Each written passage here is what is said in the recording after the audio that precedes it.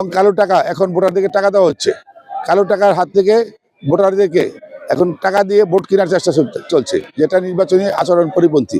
আমরা বলবো, যিনি বলছেন এই ডাইং দিয়ে আমাদের নদীকে দূষণ করা হচ্ছে, আপনি দেখেন পুটিয়া নদীটা এবং আমাদের শিবপুরে যে নদীগুলি আছে সেখানে ডাইং এর কারখানার নদীগুলো আজকে বিষাক্ত হয়ে গেছে এবং কালো টাকার প্রভাবে আজকে এই সন্ত্রাসী মাস্তান ভাড়া করে ভোটারদেরকে কালো টাকার মাধ্যমে আজকে তারা প্রভাবিত করতে চাচ্ছে। ভোটের মাঠে আমরা ব্যাপক সাড়া পাচ্ছি, কিন্তু আশঙ্কা তৈরি হচ্ছে বিভিন্ন সন্ত্রাসী বাহিনী দিয়ে যেভাবে মানুষকে হুমকি দেওয়া হচ্ছে, সেখানে ভোটের দিন অনাকাঙ্ক্ষিত ঘটনা যে ঘটবে তাও এখন স্পষ্ট হয়ে যাচ্ছে। দিন দিন যত যাচ্ছে এখানে বিভিন্নভাবে মানুষকে আতঙ্ক করছে, আমাদের লোকজনকে হুমকি দিচ্ছে এবং বিভিন্নভাবে আমরা বলবো যে একটা অস্থিরতা তৈরির জন্য এবং কেন্দ্র দখল করার জন্য তারা ইতিমধ্যে একটা সন্ত্রাসী বাহিনী দিয়ে একটা বড় ধরনের পরিকল্পনা করছে।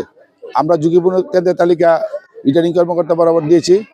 আশা করি প্রশাসন যদি তৎপর থাকে এবং আগের থেকে যদি তৎপর থাকে তাইলে মাঠের অবস্থা ভালো থাকবে, নয়তো যে কোনো সময় একটা বড় ধরনের কোনো ঘটনা এখানে ঘটবে এবং কেন্দ্র দখল সহ সাধারণ ভোটারদেরকে এখানে বাধাও দেওয়া হতে পারে।